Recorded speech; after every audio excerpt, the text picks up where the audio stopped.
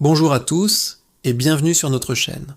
Aujourd'hui, on plonge au cœur d'un des textes les plus profonds et mystérieux du Nouveau Testament, l'Évangile de Jean. Mais on ne va pas le lire comme une simple biographie. On va essayer de faire quelque chose de plus audacieux, comprendre comment Jésus pense, selon Jean. Qu'y a-t-il dans la tête et le cœur du Christ? C'est ce qu'on explore ensemble. Contrairement aux autres évangiles, celui de Jean n'est pas un simple récit des faits et gestes de Jésus. C'est une révélation intérieure, une porte ouverte sur sa conscience. Alors, quel est le premier pilier de la pensée du Christ chez Jean? C'est l'unité avec le Père. Jésus dit « Moi et le Père, nous sommes un ». Pour lui, tout part de cette communion parfaite. Il n'y a aucune séparation, aucune distance. Sa volonté et celle du Père sont une seule et même respiration. Connaître Dieu, c'est connaître cet amour source. Le deuxième point, qui découle du premier, c'est que Dieu est amour total.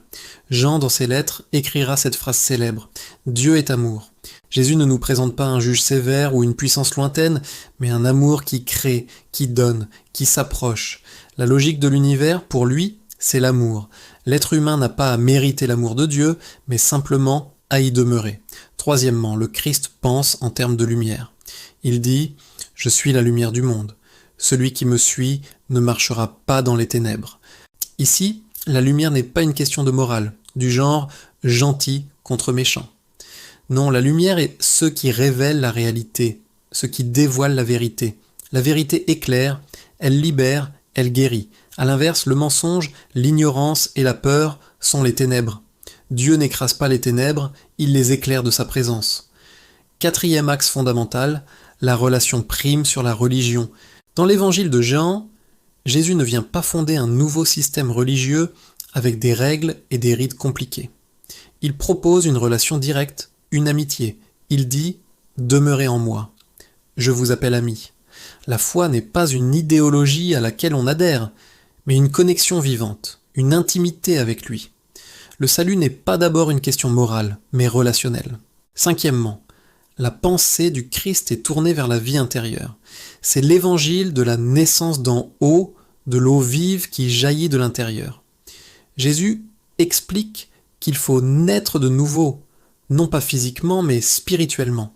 Le royaume de Dieu n'est pas un territoire géographique, il commence à l'intérieur de nous.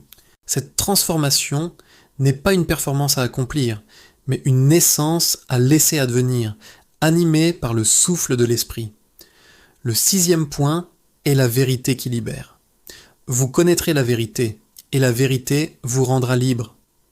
Pour Jean, la vérité n'est pas un concept abstrait ou une doctrine. La vérité, c'est une personne, Jésus lui-même. La liberté spirituelle ne vient donc pas de l'accumulation de savoir, mais d'une rencontre personnelle avec lui. Tout ce qui nous enchaîne, tout ce qui nous aliène n'a pas sa place dans la vie avec Dieu. Ensuite, il y a la pensée du don total, symbolisée par la croix. Chez Jean, la crucifixion n'est pas un échec tragique. C'est une glorification, une élévation. Jésus dit « Quand je serai élevé de la terre, j'attirerai tous les hommes à moi ». La gloire de Dieu, ce n'est pas la puissance qui domine, mais l'amour qui se donne jusqu'au bout. La croix révèle le vrai visage de Dieu. Un amour qui va jusqu'au sacrifice par amour. Cela nous amène à la pensée de l'amitié. C'est un renversement incroyable. Jésus dit à ses disciples « Je ne vous appelle plus serviteurs, je vous appelle amis ». Le but de Dieu n'est pas d'avoir des adorateurs craintifs, mais des partenaires qui aiment et qui sont aimés. Ils partagent tout. Tout ce que j'ai entendu de mon Père, je vous l'ai fait connaître. C'est une relation de confiance et de transparence totale. Neuvième point, la pensée du Christ est universelle. L'évangile de Jean utilise des symboles ouverts à tous. L'eau, la lumière, le pain, le berger. Il rencontre une Samaritaine, un pharisien comme Nicodème. Personne n'est exclu. La phrase la plus célèbre de cet évangile le dit clairement. Dieu a tant aimé le monde. Pas un peuple, pas une élite, mais le monde entier. L'amour de Dieu n'a pas de frontières.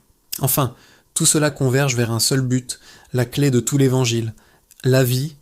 Jean conclut son livre en disant que tout a été écrit pour que nous croyions et pour qu'en croyant, vous ayez la vie en son nom. La vie éternelle, ce n'est pas une vie après la mort, c'est une qualité de vie qui commence maintenant. Une relation vivante et aimante avec Dieu, par le Christ. En résumé, la pensée du Christ selon Jean est une vision du monde où l'amour, la lumière, la vérité et la relation sont plus importants que la loi, la peur et la séparation. C'est une invitation à entrer dans une communion profonde avec Dieu, à se laisser transformer de l'intérieur et à vivre une vie libre et pleine de sens.